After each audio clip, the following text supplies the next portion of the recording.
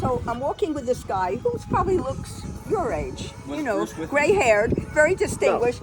But he says we can't go in the front, and he takes me down into the basement. And then I started feeling like I'm doing something really dirty. Like, why couldn't we walk in the front entrance? I looked normal. I was in a little sleeveless sailor dress. Oh, you probably look so good. And so we go upstairs, but we go in the basement. Then we take the elevator upstairs, and he said to me, it's lunchtime. So the doctor has come from the hospital back to his office, like he had a doctor's office too, and so he's doing it during his lunch break, right?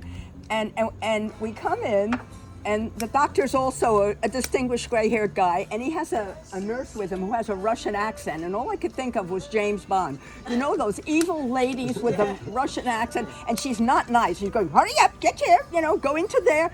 And I'm thinking, oh my God, this is terrible. So I had asked, the first doctor who took us over there, the guy from the Bronx Veterans, I had said to him, I think I'm, at least 3.5 months pregnant. And that's far kind along. of late. Yeah, I didn't look it, but I knew. That's not illegal in any state anymore. So I said, I'm worried. So he said, don't worry. He's going to examine you, and if it's not, safe, then he won't do it, right? So I come in, and he takes me into another room, and the guy from the Bronx waits in the big waiting room, and there's no one there, of course, except that Russian lady. And he takes me into another room, and there's like a curtain, and he says, just take your underwear off. And I remember thinking, just your underpants. And I remember thinking, don't I get like a hospital gown or something? Like I thought. So I do, and then he comes back, and I lay down, and this is what he does. He goes like this on my stomach. I mean, the dress is pulled up. He goes this on my stomach, and he goes, you're pretty far gone, but I think it'll be okay.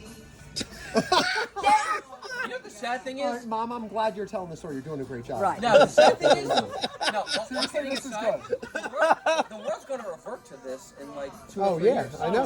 So he goes into the next little room where all his instruments are, and I'm laying there, and I go, you know what? I don't care. I always remember what my mother told me, and this was the truth, and I did tell him this.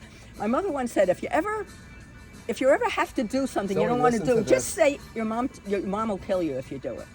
Like your mom, you can't do it because of your mother. That was really That's a great one. She just said, if you want to get out of doing something, just say your mother, would be upset. So he comes back with the instruments, and I'm in the little room putting my underpants back on, and he goes, what's wrong? And I said, listen, I'm getting married anyway, which we didn't know, but we had the license just in case. So we had a license. So I said, we're getting married anyway. This is ridiculous. I'm going to have children. And my mother would kill me if she found out. So I don't want to have it. Yeah. So meanwhile. No, hold on. So okay, tell the Claudine story. Tell the Claudine story. Yeah. Let her finish. So he gets very nervous because apparently this is how police people were catching abortionists, where they would get like a pregnant policewoman who would say, I want an abortion, and then she'd get him right. So he gets really nervous, and he runs into the other room where the other doctor's waiting, and then that doctor comes in and says, what's wrong? And I said, you told me that if I change my mind or if I don't feel good about it, I don't want it. And I said, and I don't want it. And so I had $600 in cash, right? And so he said, I'm impressed my dad had that much money.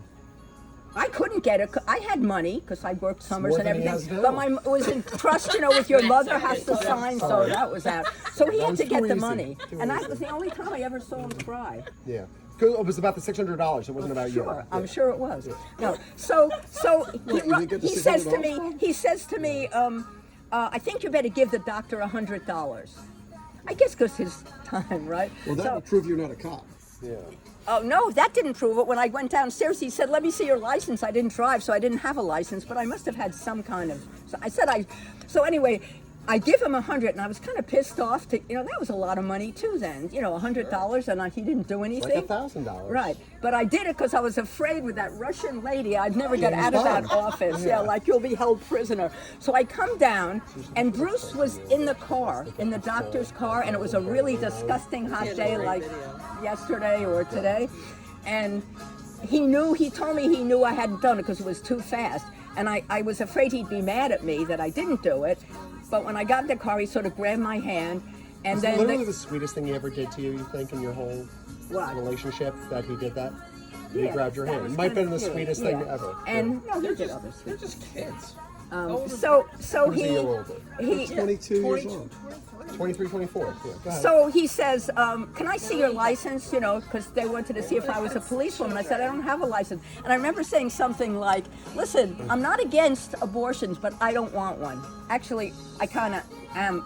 In other words, try not to get pregnant, or else, and certainly for rape, I believe in it. But I don't like when people have 3 or 4 kids 3 or 4 abortions one after. Stop doing that. That seems horrible. But anyway, so he says, afterwards, Bruce said, why did you say that? What did you, like I said, you're doing a good thing. And Bruce said, crap, he's doing a good thing. If he was doing a good thing, he wouldn't charge you $600. He would do it for $20, But anyway, he drives us back to Howard Johnson. They could be arrested. They could have been arrested right now. Yeah, so they were scared. So he drives us back to Howard Johnson, and we get out of the car, and I said, let's just go get an ice cream. Yeah, you're at Howard Johnson's. What the hell? Yeah, so I got a black raspberry. I could have predicted and that. And I remember I got ice cream. It melted all over me on my pale She's blue. still like you. She always makes a mess of it. And then Bruce said, let's just get married.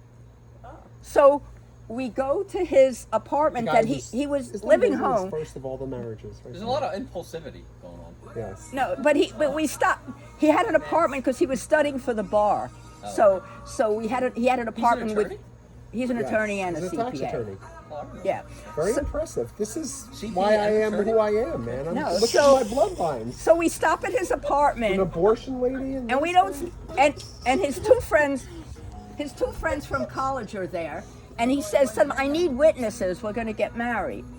So, but he doesn't. Nobody knows, what just happened. But we're getting married. Wait. So did this story start at like 9 in the morning?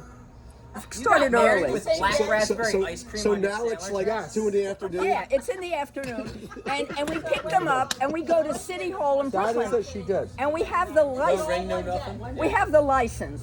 We had the license, and we wait there, and it was the weirdest thing I'd ever seen. The couple's getting married. It would be like an 8-foot woman with this little short guy. Sometimes they're in like wedding dresses, But the funniest, so we wait in line to get married, and it's our turn, and we go into this room, and there's an American flag in the back, and the guy who's marrying us, I guess he's the Justice of the Peace in Brooklyn, he's about 4'2", and he's standing on a box, right? And he starts the marriage thing, and suddenly I get this horrible urge to laugh. I have done that. I have done that when I'm looking at a dead body once of a teacher. We were Well, but midgets. it's that Midgets get her. Yeah. So Little people, Andrew, Andy. no. So the whole situation. So I start to laugh, and I'm trying to stop because I think Bruce would get mad at me, But I look at him, and he's kind of doubled over, and then I turn around, and his two friends who are in Bermuda shorts are hanging on the American flag. They were laughing so hard. And he finishes laughing appropriately. No, and he finishes marrying us, and we start apologizing. Oh, we're terribly sorry, because we were doubled over. And he goes, no, it's okay. Everyone has, reacts differently to getting married. Sure, it's very and nice. Then we went to a bar in downtown Brooklyn, and I guess Barry Carson must have gone and told somebody we just got married. So somebody came out with a cake, and we had a drink. Not me, I didn't drink, but they had a drink. And then I took the subway back to where I was living, which was Seagate in Brooklyn, at the very end, past Coney Island. They don't know New York. Oh, They're don't Philly. know. A little bit. Oh, right. So you had a hell of a day. Right. So I get home. Same day. I get day, home, Yeah. and is it You the slept next? in your own place by yourself. Oh no, Your right. marriage So I get yeah. home. This is all the same day, right? So it's now like 4 in the afternoon, and my sister comes to pick me up because my Aunt Rose is coming home from Israel, and my sister's going to pick her up at the airport. And we get in the car, and she says to me, "So what did you do today?" So I said, "I got married." Oh, she said, "Oh, yeah, sure." And I said, "No, I really got married." And so I tell people, you know where my marriage night was? We brought my aunt back to her house, 86th Street near Central Park West, and I slept in a bed in her bedroom. She had this beautiful, like, one-room apartment, and she was listening to Barry Gray. There was some guy who used to be on radio all night, and she couldn't sleep, so she would listen, and that was my wedding night. All right, I know, but can we do it? Like, I want to tell the other funny part of the story, though. My mom, maybe not as elaborately as she told it right now, told the story to a friend. I was on Claudine. the phone. Yeah, I was on the phone. And